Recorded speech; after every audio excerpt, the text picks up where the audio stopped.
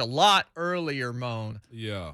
And it is 11-year NFL veteran involved for life, Ramon Foster. 0-year NFL veteran, Jason Martin. And fake Shafe. Shafe's Halloween costume, Ryan Albany's in one more day as Jonathan's doing jury duty. We talked about Buck Rising's piece at A to Z Sports, which is going to lead us into our conversation we're about to have here, that Jayon has now lost the starting gig, been moved to a reserve role behind David Long Jr., mainly Wally Pipped situation, injury, and business decisions. Yeah. Is sort of the way we have read it through, and it's great work by Buck, and you should check it out at A to Z Sports Nashville.com. It was this guy that asked.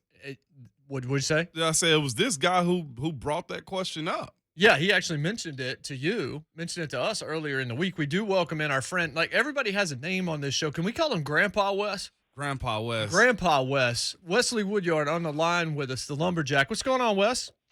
Yo, call me no damn grandpa. call me Uncle Woodrow. That's more sweet. What's up, fellas? What's up, Ramon? What's up? JMart, what's happening? We're doing well, man. You're doing well too. Your Wildcats are undefeated right now. We didn't want to start the show off like that now, did we? I know. It's a big week in Tennessee. We're not gonna talk about my Cats, all right? I just heard that the Volunteers just revealed this all-new black wardrobe that they're supposed to be sporting soon. So it's a great day in Tennessee, man. So good job, Ramon. Good job for your alma mater. Before we get to the NFL side of things real quick, though, I just got to ask you, because we're going through what y'all have been going through for the last, 25 years. But what Go ahead. How does it honestly feel, though, to actually have your program built up to this point, Wes, to where it's okay, knock out a top 10, you guys in the top 25. What has this been like for you? Well, man, when I was on campus, my last 2 years, we were the best team on the campus. So, it felt pretty good for me. But, no, man, it's good to see that my Cats are doing what we've had a lot of these opportunities in the years, opening up the season 3-0, then we get to SEC play and we piss down our legs and lose the opening game in SEC play. But these young guys, man, they got it together and they understand what it takes to win. It's not just about running the ball all day, but it's about playing good defense, great, solid defense. And Coach Stoops has those guys playing well and they believe in one another. And I think they found a quarterback now, too, who's going to lead them in the tough times. And you can't just be that guy that wants to lead when everything is good, when everything is crystal clear. You got to get those grimy wins, and that's what my Cats are doing right now. Wes, Jayon Brown, who, of course, you know a little bit from your time here, he's moved to a reserve role. David Long's getting the starting gig. He's dealt with injuries and all this kind of thing. Speak about just how you feel about that, what your thoughts are on that, knowing how kind of your tenure changed and your role on the team kind of changed. In a way, it is pretty similar to what we're seeing with Jayon right now.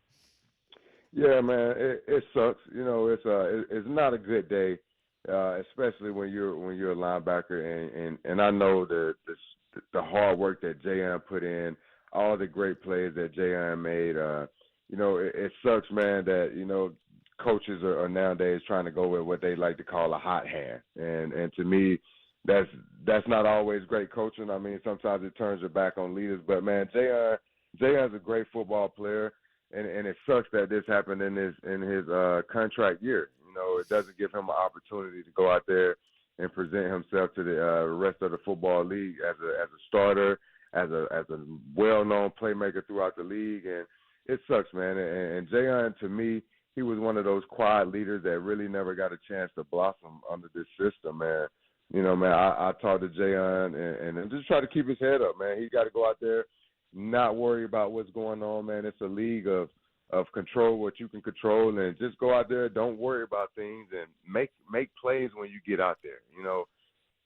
It sucks, man, seeing Jayon not start. Of course, me, man, he was one of the reasons why I didn't sign back, of course, in Tennessee, because he was such a great player. I don't see what happened. I don't see what changed from then to now. Man, it sucks. I know Jayon gives it all his best, and he deserves to be out there playing and starting. When you're watching this team defensively, what do you think the biggest issue is when you're watching the defense of the Titans, and of course they lose to the Jets in overtime on Sunday? What is it that Yeah. just jumps out to you where you're just like, man, that is a serious problem that needs to be addressed? I mean, I think one of them we just said it. With the change of Jayon, there's not any surety within that linebacker room. We gotta solidify that. We gotta continue to be leaders. We gotta continue to make plays. I'm looking at the stat sheet, and anytime you see an outside linebacker leading the team in tackles, that's not a good day, especially if it's not like a wheel linebacker. My man Harold Landry's playing lights out right now. He led the team with 7 tackles.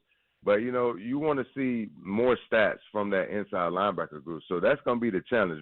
I'm always going to be tough on my inside backers, man. So I got to see more of that leadership quality, that playmaking ability that those guys have.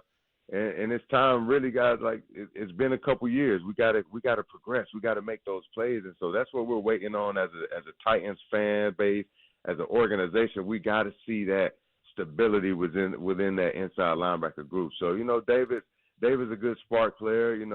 Rashawn's he makes big plays, but we just got to see it more consistently, and that's not what we're seeing. We can't continue to see those brain farts, those lapses in defensive coverages, and we just got to play better as a unit in the inside. And your leader can't always come from the secondary. It can't always come from the D lineman. It has to come from that inner portion of your defense. It has to be a solidified linebacker in there that's calling plays, that's leading the charge. And to me, I thought personally Jayon gave the Titans the best opportunity to do that. So what about the coaching side of it? Because you got Jim Schwartz that's kind of there. You got Shane Bowen that's now got the title. You've got Vrabel that is a defensive-minded guy. Like, what culpability or what on the coaching side of things seems to be a little bit awry right now, if anything? Well, for me, I think it's accountability. I hear a lot in the press conferences that we have to play better. We have to play better. We're there. We just have to play better. Well, throughout the week, you got to challenge the guys better. We got to be better coaches. It's not just the players. It could be sometimes the play calling. If I know that I have a predominantly strong defense that's good at playing zone, I'm not going to call man coverage the whole game, or vice versa. If I know that I have a good blitzing inside linebacker, I'm not going to sit back and allow him to play cover 2 down the middle of the field. I'm going to use their strength. So let's continue to coach better. Let's use the strength of our players. Let's put them in a position to continue to make those plays. But at the same time, if we're going to compete and hang our hat on that, then we got to see that throughout the week. So at the same time, the players, of course, you got to play better. That's in every game. But at the same time, we need to see a little bit of accountability on both sides.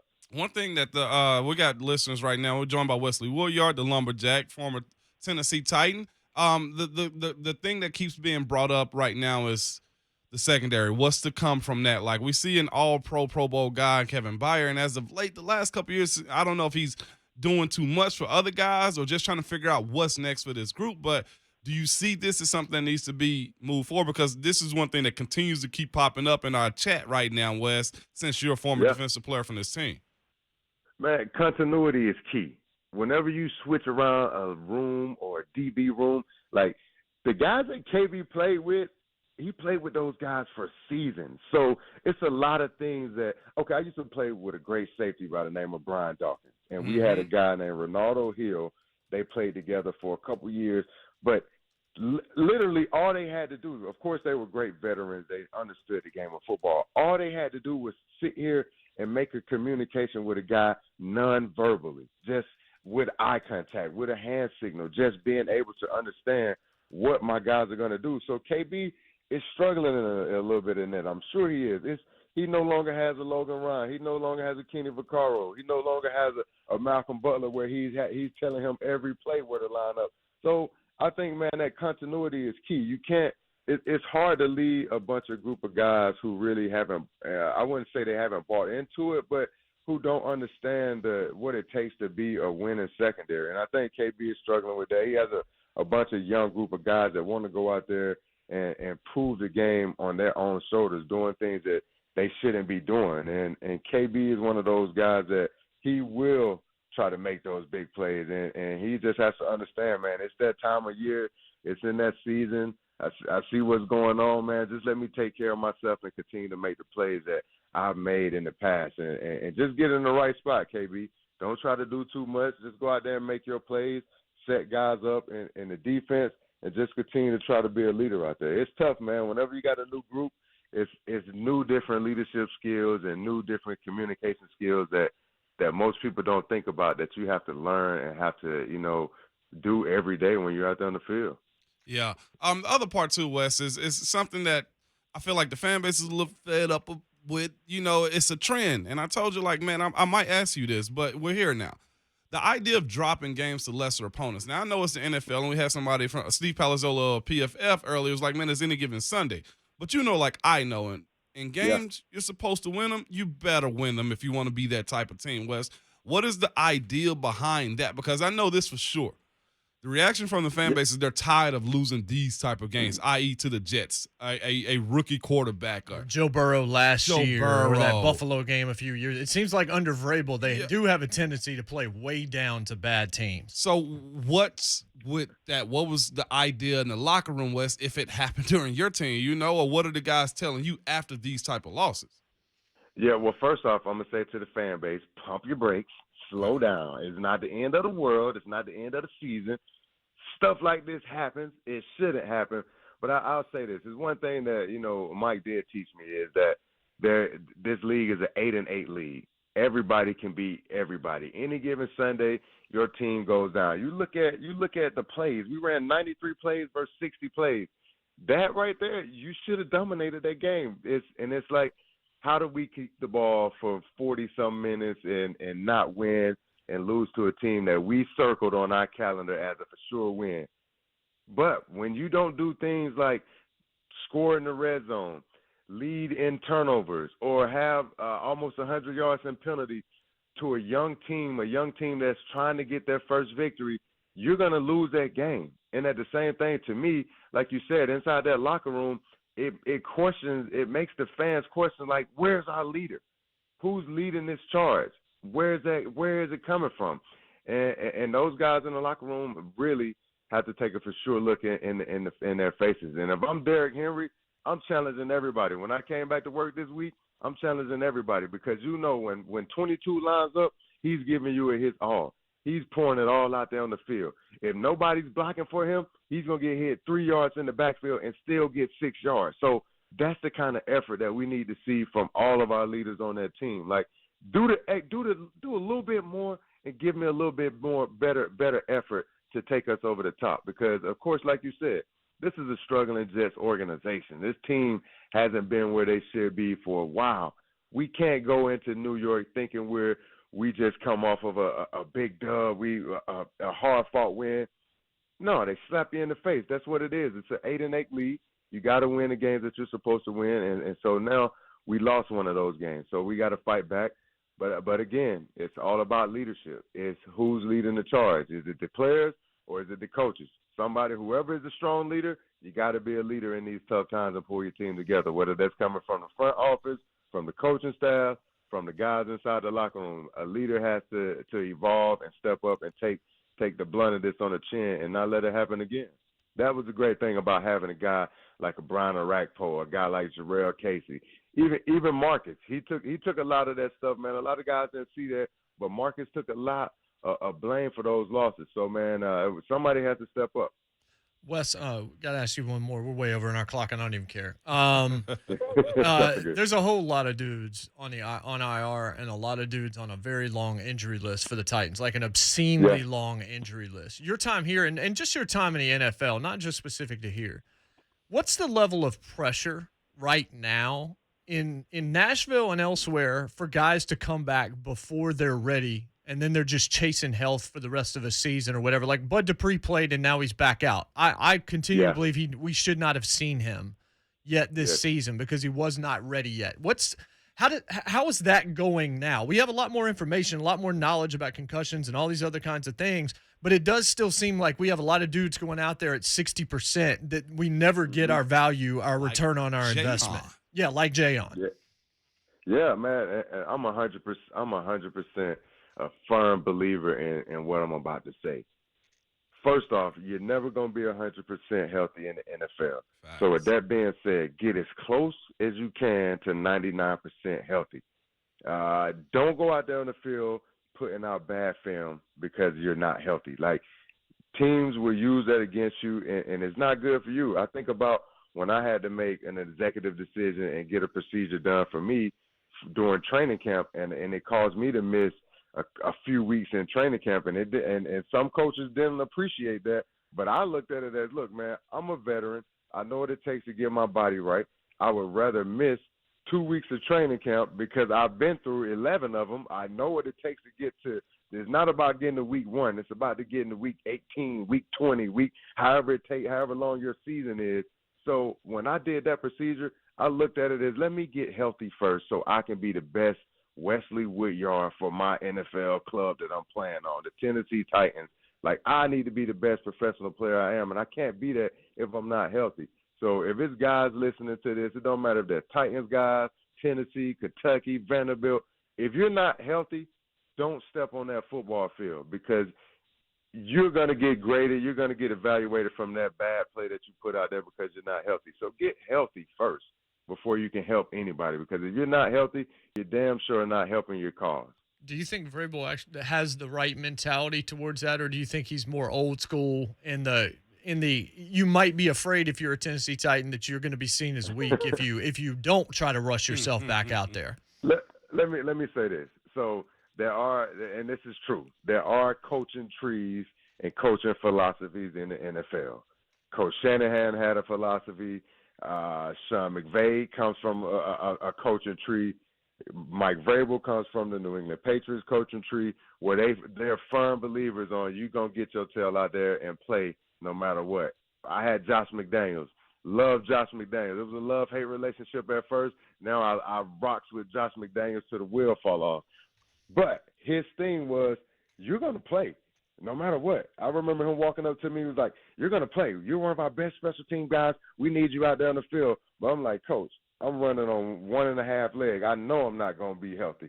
Go out there, second kickoff, tear my hamstring. I'm out for 8 weeks. Wow. So it's just like, you got to be healthy first. Don't feel the pressure, guys. Get healthy first, because, again, you see what happened to my man Jayon. You see what happened. You get sat down, and there's nothing that you can control. On the way out west, just one word answer. Have you ever had a coach not get on the team plane to go back? I know. Come on, man. Oh, that's rough for the Jags, man. That's rough. But hey, no comment. There it is. Would you have respect for a coach that didn't get on the team plane? In certain situations, I would definitely respect it. Death, I can't even lie. Family issues. Yeah, it has to be the right situation. In that, unfortunately, he got caught up in doing something he wasn't supposed to be doing, and it made his cause not cause-worthy. Hey. That's fair. Appreciate you, Wes. Wes, thanks so much, man. We appreciate you, Wes. It's been too long. You okay? Indeed. What? No, you said did he say something about UK on the way out? Yeah, he did. I'm going to put him on hold so he can't say anything else. We'll be back. We went over. We went way over. We're supposed to go to break at like 11 after. You see what time it is? I don't care. 22 after. We do not care. When we come back, we will address some of the things we talked about with Wes. Really good conversation, as we expected. Be right back. It's JMart and Ramon, 104.5 The Zone. Blaine and Mickey, never let up. You better go out there guns a blazing if you're a starter in this league, and it doesn't matter who